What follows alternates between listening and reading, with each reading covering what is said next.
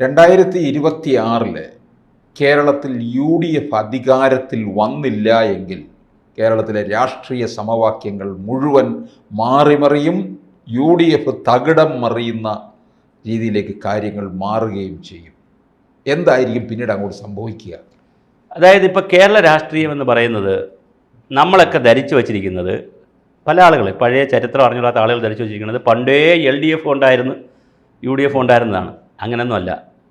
80കളിലാണല്ലോ LDF മുന്നണിയായി മാറുന്നതും UDF മുന്നണി. അതിനു മുമ്പ് എത്ര പാർട്ടി ഉണ്ടായിരുന്നു ഇവിടെ?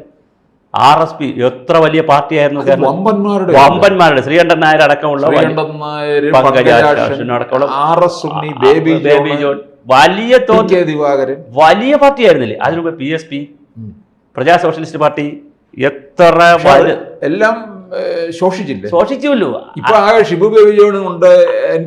അതാ ഞാൻ പറഞ്ഞ, കേരള രാഷ്ട്രീയത്തിലോ ഇന്ത്യൻ രാഷ്ട്രീയത്തിലോ ഒന്നും എന്തല്ല, സ്ഥായിയല്ല. രാഷ്ട്രീയത്തിൽ ഒരിക്കലുമല്ല. 57 ഒറ്റയ്ക്ക് കമ്മ്യൂണിസ്റ്റ് പാർട്ടി അധികാരത്തിൽ വന്നില്ലേ? പിന്നെ ഇപ്പം എന്താ സംഭവിച്ചത്? എത്ര പാർട്ടികളെയാണ് കൂടെ നിർത്തിയിരിക്കുന്നത്. അതുകൊണ്ട് രാഷ്ട്രീയത്തിൽ ഒന്നും അസംഭവ്യമല്ല. അല്ല, കരുണാകരൻ പണ്ട് പറഞ്ഞിട്ടുണ്ടല്ലോ, രണ്ടും കൂട്ടിയാൽ എപ്പോഴും 4 ആവണമെന്നില്ല. അതുകൊണ്ട് രാഷ്ട്രീയത്തിൽ ഒരുപാട് സംഭവ വികാസങ്ങളുണ്ടാകും. നിങ്ങൾ എന്നോട് ചോദിച്ചത് 26 കഥയാണ്, പക്ഷേ എനിക്ക് 36 കഥയാണ്. 26 കഴിഞ്ഞ് 10 വർഷം കൂടെ കഴിഞ്ഞിട്ടുള്ള കഥയാണ് എനിക്ക് പറയാനുള്ളത്. ഇപ്പം 2026 മെയ്യിലാണല്ലോ, ഏപ്രിലോ മെയ്യിലാണോ എന്ത് നടക്കാൻ പോണത്? തെരഞ്ഞെടുപ്പ്. മെയ് 27 അധികാരത്തിൽ വന്നത് പിണറായി വിജയൻ സർക്കാർ. അപ്പോൾ മെയ് 27 മുമ്പ് എന്ത് നടക്കണം? അല്ലെ പിന്നെ തൂക്ക് മന്ത്രിസഭ ആവുമല്ലോ. അപ്പോൾ 27 തെരഞ്ഞെടുപ്പ് നടക്കും എന്ന് പറഞ്ഞാൽ ഏപ്രിൽ മാസത്തിൽ തെരഞ്ഞെടുപ്പ് നടക്കും. അപ്പോൾ 26 കഴിഞ്ഞാൽ പിന്നെ 31, 36 ഇതാണല്ലോ 2036. ഇങ്ങനൊരു ലോങ് പ്ലാൻ നമ്മൾ ചിന്തിച്ചാൽ UDF 100 സീറ്റിൽ അധികാരത്തിൽ വരും എന്നാണ് VD സതീശൻ സ്ട്രോങ് ആയി എപ്പോഴും പറയുന്നത്. വന്നില്ലെങ്കിൽ പുള്ളി എന്ത് മതിയാക്കുമെന്ന് പറയുന്നത്? രാഷ്ട്രീയം മതിയാക്കി വനവാസത്തിന് പോകും. പക്ഷേ ഇത് പറഞ്ഞ് തുടങ്ങിയ സമയത്ത് വലിയ UDF ട്രെൻഡ് ഉണ്ടായിരുന്നു. ആര്യാടൻ ഷൗക്കത്ത് ജയിക്കുകയും ഒരു ആൻറ്റി ഇൻകംബൻസ് കേരളത്തിൽ കിടന്ന് കറങ്ങുകയും ഒക്കെ ചെയ്തിരുന്നു. അതിനുശേഷം പക്ഷേ കേരള രാഷ്ട്രീയം വേറെ രൂപത്തിലേക്ക് തിരിഞ്ഞിട്ടുണ്ട്. ഉദാഹരണം, NSSൻ്റെ ഇടയിൽ വലിയ കൺഫ്യൂഷൻ ഉണ്ടാക്കാൻ ഇടതുപക്ഷത്തിന് കഴിഞ്ഞിട്ടുണ്ട്. ഇപ്പോഴും അവരടിച്ച് തീർന്നിട്ടില്ല. ഇപ്പോഴും മീറ്റിങ്ങുകളും ബഹളങ്ങളും വേണ്ട ബഹളമാണ്. നന്നായി അറച്ചുറച്ച് നിന്ന വെള്ളാപ്പള്ളിയെ സമ്പൂർണ്ണമായി കൂടെ നിർത്താൻ ആർക്ക് കഴിഞ്ഞു? മുഖ്യമന്ത്രിക്ക് കഴിഞ്ഞു. മുഖ്യമന്ത്രി കാറിൽ കയറ്റി ഇരുത്തി കൊണ്ടുവരെ പോയി. സ്വന്തം കാറിൽ കയറ്റി. സാധാരണ ആരെയും അടുപ്പിക്കുന്ന ആളല്ല. അല്ലെങ്കിൽ അങ്ങനെ അതിൻ്റെ ആവശ്യമില്ല. വെള്ളാപ്പള്ളിയെ കാർ കയറ്റേണ്ടതല്ല. വെള്ളാപ്പള്ളിക്ക് വേറെ കാറുണ്ടല്ലോ, വലിയ കാർ തന്നെയല്ലേ. അപ്പോൾ എന്നിട്ടും സ്വന്തം കാറിൽ കയറ്റിക്കൊണ്ട് പോയി. ഇത് നമ്മൾ കാണേണ്ട ഒരു രാഷ്ട്രീയമാണ് കേരളത്തിൽ. ഈ BJPയുടെ രാഷ്ട്രീയം എന്താ? LDF വരുന്നതാണ് ആർക്ക് നല്ലത്? BJPക്ക് നല്ലത്. കാരണം കോൺഗ്രസ് മുക്ത ഭാരതമല്ല. മാത്രമല്ല, കോൺഗ്രസ് അടുത്ത പ്രാവശ്യം അധികാരത്തിൽ വന്നാൽ BJP എടുക്കുന്നതിനേക്കാൾ സമരം ആരെടുക്കും? ഇടതുപക്ഷം എടുക്കാൻ പറ്റുമല്ലോ. ഇടതുപക്ഷത്തിന് CPM, CPI, വർഗ ബഹുജന സംഘടനകൾ വലുതല്ലേ, ചെറുതല്ലല്ലോ. അവർ വലിയ സമരത്തിലേക്ക് പോകും. സ്വാഭാവികമായിട്ട് പ്രതിപക്ഷ റോളിൽ അവർ നന്നായി ഷൈൻ ചെയ്യും. അവർക്ക് ഏറ്റവും ഷൈൻ ചെയ്യാൻ പറ്റുന്നതും പ്രതിപക്ഷ റോളിലാണ്. സമരത്തിലേക്ക് വലിയ ഷൈൻ ചെയ്യും. അപ്പോൾ BJPക്ക് വലിയ അഡ്രസ്സ് ഉണ്ടാവില്ല. അവർ ഈ സമരം ചെയ്തൊന്നും കയറാൻ അവർക്ക് പറ്റത്തില്ല. അപ്പോൾ BJPയുടെ ഒരു ലൈൻ എന്താണ്? ആര് വരുന്നതായിരിക്കും BJPക്ക് നല്ലത്? LDF വരുന്നതാണ് ലോങ് റണ്ണിൽ നല്ലത്. അപ്പോൾ ഒരു ചോദ്യമുണ്ട്. 3ാം തവണയും UDF വന്നില്ലെങ്കിൽ UDFിലെ ഘടകകക്ഷികൾ എത്ര കാലം അതിനകത്ത് കൂടെ കാണും? ലീഗിന് അങ്ങനെ നിൽക്കാൻ പറ്റുമോ? കേരള കോൺഗ്രസിന് അങ്ങനെ നിൽക്കാൻ പറ്റുമോ? RSPക്ക് അങ്ങനെ നിൽക്കാൻ പറ്റുമോ? കാരണം 15 വർഷമായിട്ട് ഭരണമില്ലാതിരുന്ന ഇത് ജനങ്ങൾ കൂടെ നിൽക്കണ്ടേ? വലിയ വിഷയമാവും. അപ്പോൾ എന്തായിരിക്കും പിന്നെ വരുന്ന BJPയുടെ സ്ട്രാറ്റജി?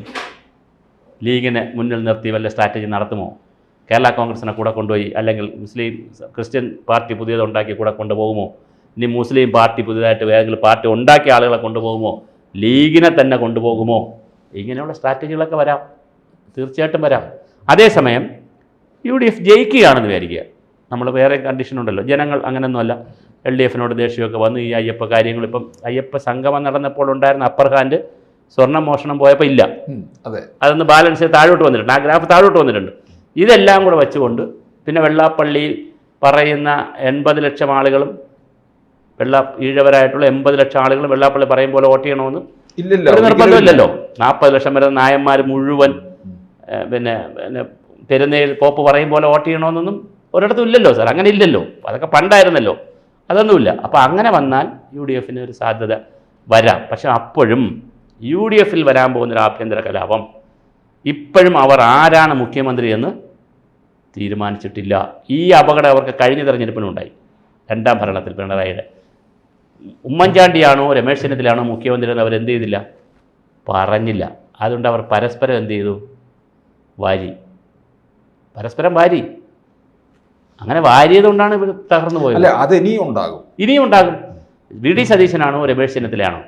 കാരണം എന്താണ്, രമേശ് ചെന്നിത്തല ലഹരി വിമുക്തം, പട്ടികജാതി പട്ടികവർഗ ക്ഷേമം, ഇങ്ങനെ കുറേ കാര്യങ്ങൾ പറഞ്ഞ് എവിടെയുണ്ട്, ഫീൽഡിലുണ്ട്.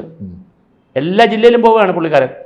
എല്ലായിടത്തും ഉണ്ട് രമേശ് ചെന്നിത്തലയുടെ സാന്നിധ്യം. പ്രതിപക്ഷ നേതാവിനെ പോലെ സാന്നിധ്യമുണ്ട്. VD സതീശനാണെങ്കിൽ പ്രതിപക്ഷ നേതാവാണ്, മുഖ്യമന്ത്രി ആകാനായിട്ട് ഉടുപ്പ് അടിച്ചിട്ടുണ്ട്. KC വേണുഗോപാലുണ്ട് അടുത്തതായിട്ട്. അല്ല, ഹൈക്കമാൻഡ് ഇപ്പോൾ പറഞ്ഞിട്ടുണ്ട് ആരും മുഖ്യമന്ത്രി കുപ്പായം തയ്ക്കണ്ടെന്ന് പറഞ്ഞു. അതിൻ്റെ ഇടയിൽ കൂടി ശശി തരൂരും വരുന്നുണ്ട്. K മുരളീധരൻ പിന്നെ ലിസ്റ്റിൽ താഴെയാണ്, വെയിറ്റിംഗ് ലിസ്റ്റിലാണ്. എന്നാലും എനിക്ക് തോന്നുന്നു ഇവർക്ക് പറ്റിയത് ഇതിനെല്ലാം അങ്ങോട്ട് മാറ്റി നിർത്തിയിട്ട് പ്രിയങ്ക ഗാന്ധിയെ മുന്നിലോട്ട് ഇറക്കണം, രാഹുൽ ഗാന്ധി ഇറക്കണം. ഇവിടെ രാഹുൽ ഗാന്ധി ഇറക്കിയാൽ ചിലപ്പോൾ അത് ഭാവി പ്രധാനമന്ത്രി പ്രിയങ്ക ഇറക്കാൻ സാധ്യതയുള്ള ഇന്ദിരാഗാന്ധിയുടെ പ്രതിരൂപം എന്നൊക്കെ പറഞ്ഞാണല്ലോ സാധ്യതയുള്ളത് ഒരു സാധനമാണ്, സാധ്യതയുള്ള കാര്യമാണത്. കാരണം ഒരു വനിതാ മുഖ്യമന്ത്രിയാവും. അത് സാധ്യതയുണ്ട്. സാധ്യത മീൻസ് ജനങ്ങൾ അക്സെപ്റ്റ് ചെയ്യാനുള്ള സാധ്യതയുണ്ട്. ഈവൻ ശശി തരൂരായാലും സാധ്യത ഉണ്ടെന്ന് ഞാൻ പറഞ്ഞു. ശശി തരൂരിന് തരൂരിനെ അംഗീകരിക്കും. വേറെ യൂത്തിന്റെ ഒരു നല്ല വോട്ട് കിട്ടാൻ സാധ്യതയുണ്ട്. ന്യൂജൻ പിള്ളേരെല്ലാം ശശി തരൂർ മുഖ്യമന്ത്രി ആവും എന്ന് പറഞ്ഞാൽ വോട്ട് ചെയ്യാൻ, കോൺഗ്രസിന് വോട്ട് ചെയ്യാനുള്ള എല്ലാ സാധ്യതയുണ്ട്. അത് വേറൊരു ഇതാണല്ലോ, പ്രൊഫൈല് അക്കാഡമിക്കലി വളരെയധികം മുന്നിൽ നിൽക്കുന്ന വേറൊരു പത്രങ്ങളും ഒക്കെ എടുക്കും, ചാനലുകളൊക്കെ. പുള്ളി വേറൊരു കേരളത്തെ, അതായത് വേറൊരു ദർശന രേഖ വെച്ചുകൊണ്ട്, വേറൊരു കേരളത്തെക്കുറിച്ചുള്ള ചിന്തയൊക്കെ വെച്ചുകൊണ്ട് ശശി തരൂരിനെ ലോഞ്ച് ചെയ്താൽ. ഇനി ഇതിനകത്ത് പിന്നെ കോൺഗ്രസ് അധികാരത്തിൽ വന്നില്ല എങ്കിൽ സംഭവിക്കാൻ പോകുന്ന ഒരു ഗുരുതരമായ പ്രശ്നം എന്ന് പറഞ്ഞാൽ കോൺഗ്രസ് ഇല്ലാതാകും, ഘടകകക്ഷികളുണ്ട്. അതുകൊണ്ട് അതിനിപ്പോൾ ലീഗിനൊക്കെ ഇന്ത്യയിൽ ഇപ്പം ഞാൻ ചോട്ടെ, BJPക്കെതിരെ അത്ര ഭയങ്കര ശത്രുതയൊന്നും ഇപ്പോൾ ആർക്കില്ല, മുസ്ലിം ലീഗിനൊന്നും ഇല്ല. നമ്മൾ കാണുന്നതല്ലേ ഇപ്പോൾ എന്ത് കാര്യത്തിലുള്ളത്. ഇപ്പം കാശ്മീർ വിഷയം, അതുപോലെ തന്നെ മുസ്ലിം ലീഗ് ഒന്നും തന്നെ കേരളത്തിലെ മോദിക്കെതിരെയോ അമിത്ഷായ്ക്കെതിരെയോ BJPക്കെതിരെയോ ഒന്നും പറയുന്നില്ല. അതിലെ പകൽഗാം വിഷയം വന്നപ്പോഴേ സാറേ എല്ലാവരും മോഡിക്ക് അനുകൂലമായിട്ടല്ലേ നിൽക്കുന്നേ. അങ്ങനെ വിദേശത്തേക്ക് പോയ ടീമിലുണ്ടായിരുന്ന ഒരാളാണ് ET മുഹമ്മദ് ബഷീർ. എല്ലാവരും ഉണ്ടല്ലോ. അപ്പോൾ അതുകൊണ്ട് ഒന്നും അസ്പൃശ്യരല്ല, ആർക്കും അസ്പൃശ്യത്വമൊന്നുമില്ല രാഷ്ട്രീയത്തിൽ.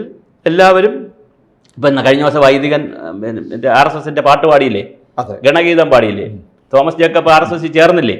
അപ്പോൾ അതുകൊണ്ട് കേരളത്തിൻ്റെ രാഷ്ട്രീയം നമുക്ക് പറയുന്നതിൻ്റെ അതിനപ്പുറത്തേക്ക് മാറാൻ സാധ്യതയുണ്ട്. മുസ്ലിം ലീഗ് ചിലപ്പോൾ BJP ആയിട്ട് ടൈപ്പ് ആയാലും അത്ഭുതമില്ല, ND ആയിട്ട് ടൈപ്പ് ചെയ്താലും അത്ഭുതമില്ല. കാരണം മുസ്ലിം ലീഗില് മുഖ്യമന്ത്രിയാകാൻ LDFൽ നിന്നാലോ UDFൽ നിന്നാലോ ഒരു സാധ്യതയില്ല. അതെ, അപ്പോൾ മുഖ്യമന്ത്രിയോ ഉപമുഖ്യമന്ത്രിയോ ഒരുപാട് വകുപ്പുകളോ ഒക്കെ കൊടുത്തിട്ടുള്ള സാധ്യത എനിക്ക് തോന്നുന്നു. അതുപോലെ തന്നെ കേരള കോൺഗ്രസ്, അതെ, കേരള കോൺഗ്രസ് എല്ലാം നമുക്കറിയാം ക്രൈസ്തവ മുഖമാണ്.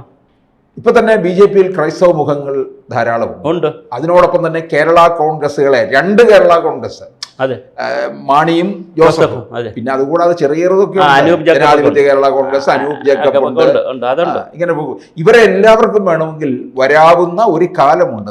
നേരത്തെ സുഭാഷ് പറഞ്ഞതുപോലെ 2026 ഇത് വലിയൊരു, അതായത് പറഞ്ഞു പൊളിറ്റിക്കലി ആരും അസ്പൃശ്യരല്ലാത്ത ഇപ്പോൾ ജമാഅത്ത് ഇസ്ലാമി എല്ലാവരും എടുക്കുന്നുണ്ട്. ഇപ്പോൾ SDP എല്ലാവരും, ഇതെല്ലാം ഒരു കാലഘട്ടത്തിൽ അസ്പൃശ്യരായിരുന്നു, ഇവരൊന്നും എടുക്കാൻ പാടില്ല എന്നുള്ളൊരു മതേതര ജനാധിപത്യ സോഷ്യലിസം എന്നൊക്കെ പറഞ്ഞ കാലമൊക്കെ പോയി. ഇപ്പം മാതാമൃതയുടെ അമ്മയുടെ അടുത്ത് പോയി സജി ചെറിയാൻ പോയി ആശീർവാദം അങ്ങോട്ട് കൊടുക്കുന്നു, അങ്ങോട്ട് ഉമ്മ വയ്ക്കുന്നു. സാധാരണ അമ്മ ഇങ്ങോട്ടാണ് എല്ലാവരെയും ഹഗ് ചെയ്യുന്നത്, ആലിംഗനം ചെയ്യുന്നത്. ഇതിപ്പോൾ അങ്ങോട്ട് പോയി ചുംബനം കൊടുക്കുന്നു, ആ കാര്യങ്ങൾ പറയുന്നു. ഞാൻ പോസിറ്റീവായിട്ടാണ് പറഞ്ഞത്. ഗവൺമെൻറ്റിൻ്റെ ഒരു ഇടതുപക്ഷത്തിൽ നിൽക്കുന്ന ആളിനെ പോകുന്നു, അയ്യപ്പ സംഗമം നടത്തുന്നു, അയ്യപ്പ വിഗ്രഹം തന്നെ കൊടുക്കുമ്പോൾ മുഖ്യമന്ത്രി അത് ഏറ്റുവാങ്ങുന്നു. അതിൻ്റെ മിനിയേച്ചറാണല്ലോ കൊടുത്തത്. അപ്പം അങ്ങനെ ഒന്നും പഴയതുപോലെ അല്ല. ഇപ്പോഴും അമ്പലങ്ങളിൽ വിശ്വാസത്തിൻ്റെ ഭാഗമായിട്ട് കമ്മ്യൂണിസ്റ്റുകാർക്ക് പോകാം എന്നൊക്കെ പറയുന്ന പുതിയ കാലത്താണ് നമ്മൾ താമസിക്കുന്നത്. അതുകൊണ്ട് ഒന്നും അല്ല, കരുണാകരൻ്റെ വാക്കാണ് കറക്റ്റ്. രണ്ടും അപ്പോൾ രാഷ്ട്രീയ സമവാക്യങ്ങൾ മാറി മറിയും, നന്നായി മാറി മറിയും. അതിൻ്റെ ടെസ്റ്റ് ഡോസ് ആയിരിക്കും 26-ൽ സംഭവിക്കാൻ പോകും. ആദ്യത്തെ പൈലറ്റ് പ്രോഗ്രാം 26 വരും. കൂടുതൽ വാർത്തകളും വിശേഷങ്ങളും നിങ്ങളിലേക്ക് എത്താൻ ABC മലയാളം സബ്സ്ക്രൈബ് ചെയ്യുക, ബെൽബട്ടനും അമർത്തുക.